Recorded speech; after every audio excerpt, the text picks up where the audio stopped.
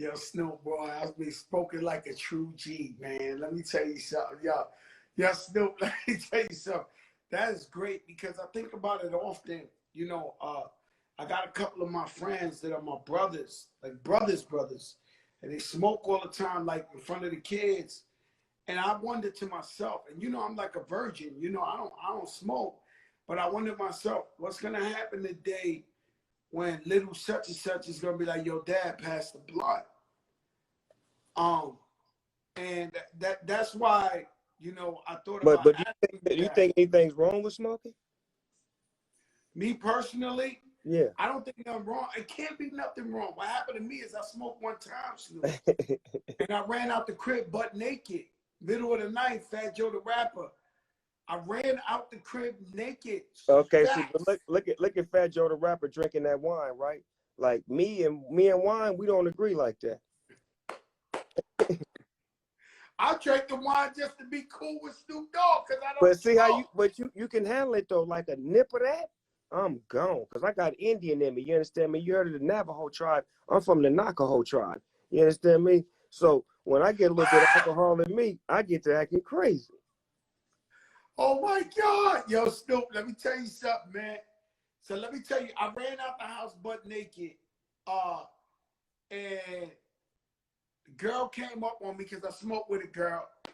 You know, she pulled up on me. She was in my white Lexus. And she was like, "Don't get in the car." I was like, "I'm going to die. I'm going to have a heart attack. I'm going to have a heart attack. I got to go to the hospital. I'm dying. So the girl gassed me to get in the car. We went around the block back in the crib, and I took like 10 cold showers. And I started laughing for like an hour, but I never did this shit again. And How do every night, you take 10 cold showers, nigga? Did you get out the shower, turn it off, yeah, I get was back in? bugging, bro. I was, yo, trust me, I'm traumatized. And I went in and out the shower. I kept taking a shower. And then I started laughing for like a whole hour. And I said, yo, I'm chilling. And Joe, now that when I go to wasn't the studio, Joe, that wasn't weed, man. That was some other shit, man. Come on, Neff. That was some other shit, man. Look, you done been around me many times with me smoking and you got secondhand smoking. You ain't never acted like that. no, I've been a secondhand smoke motherfucker for real, though. Right. Like, I leave just... the studio. Let me tell you something. I leave the studio every night smelling like a giant weed. And I say, when the police stop me, there's no way I'm going to be able to convince them I ain't smoked no weed. I smell like a pound of weed. All day, every day, they like this. So that lets you know that that's not what gave you that effect. Because the secondhand smoke is worse than the firsthand smoke. And that's first off. Yo, Snoop, man, let me tell you something, bro. Man, my brother, man, I love you so much, man. I appreciate you. Shout out to DJ Khaled is on here, DJ Nasty on here. Another one. Man, this DJ Khaled is something else, huh? Look, man, Khaled is one guy that I truly love being his friend. I love his energy. I love his come up, his hustle, his fatherhood, his mentorship, all of that shit. Like, he's the perfect gentleman. Like, that's like when I seen that shit pop up on Instagram the other day when Baby tried to show her booty to him, and he was like, "Oh no." I'm like, see, that's what I'm talking about. Like, me and you would have been like, hold on, let me see a little bit more before you turn that off. No, you know, a girl did it to me last night. I went like this. Stop, talk to me normal.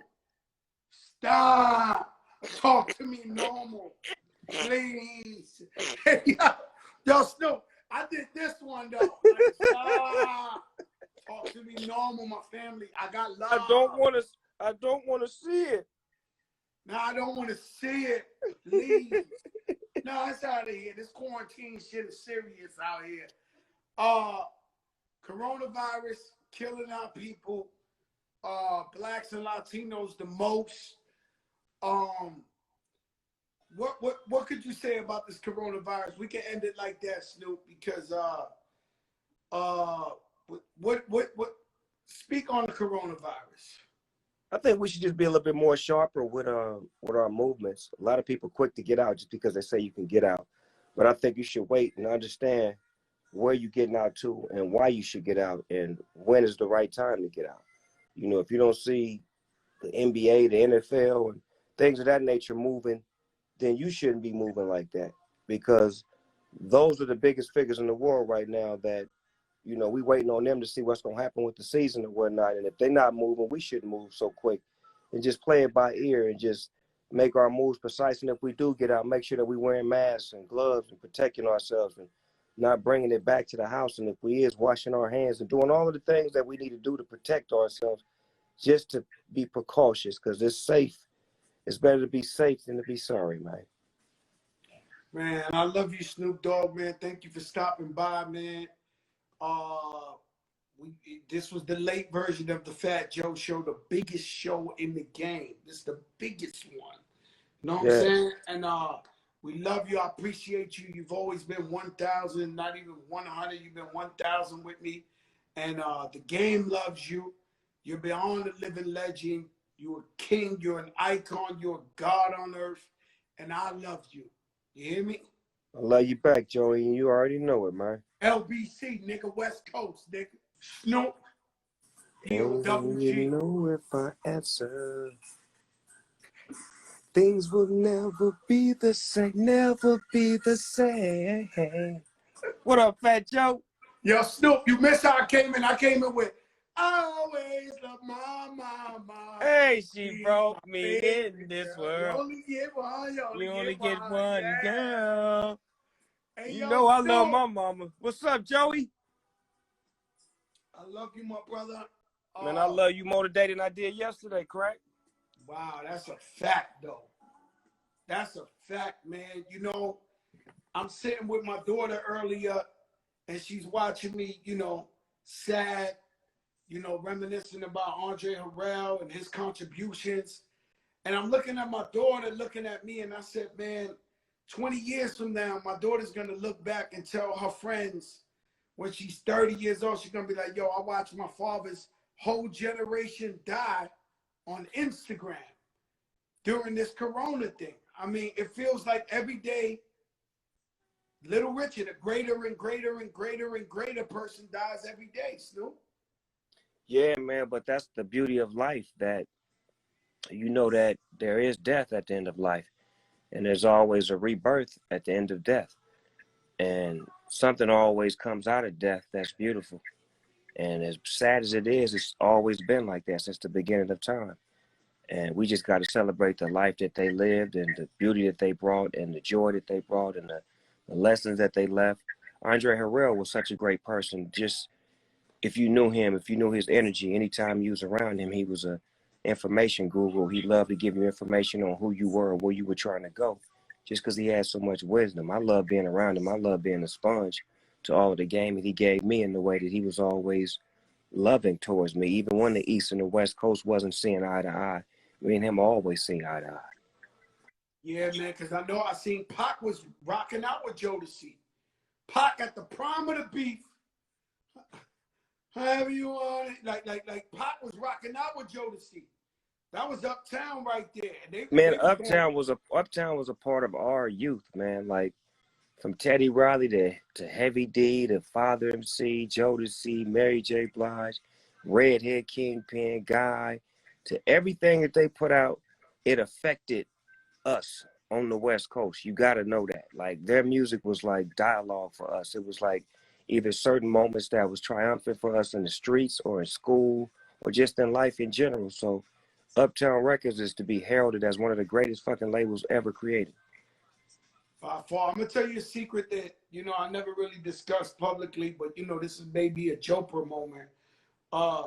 When Biggie was working on his album, I used to go to studio. They had the Chronic album was the blueprint to the sound of Bad Boy and to the making of Biggie's album. They would listen to it first for like an hour or two, then they start cooking up. Who was y'all blueprint when y'all were making music like Doggy Style and the Chronic album? That's crazy that you say that, because Biggie called me to the studio when they was working on his second record, and he played me a particular record that made me feel like he did what you said.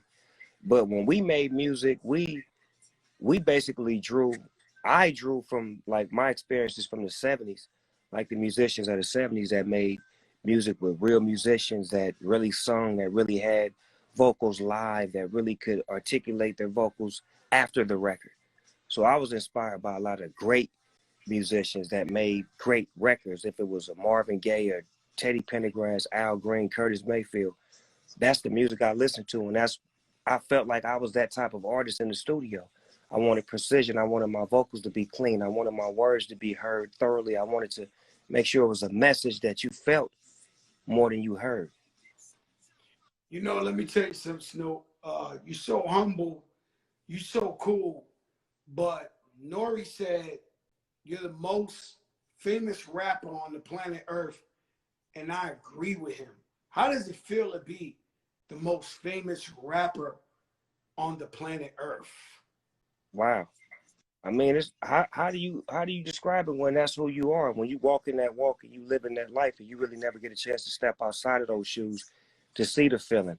It's just me being me, and me being me since I was a kid was always being the one that would go out and meet people. Like, for example, if my mom would take me and my brothers to visit somebody and we was in a different neighborhood and they'd be like, go outside and play. I would go outside and play and meet the whole neighborhood. And before you know it, we come back over there and everybody know me, I know them, and we best of friends. And we didn't went to high school together. And we were reminiscing about when we was 9 years old and I came on their street, fought three of them dudes and became cool with all of them. That's the type of person that I was. I was always up close and personal. So when I got in the rap game, every rapper that I loved, I went and I told him I loved him. Every artist that I appreciated, I went and told him that. And that love was given back to me, that I feel like, as far as the karma, when you give love, you get love.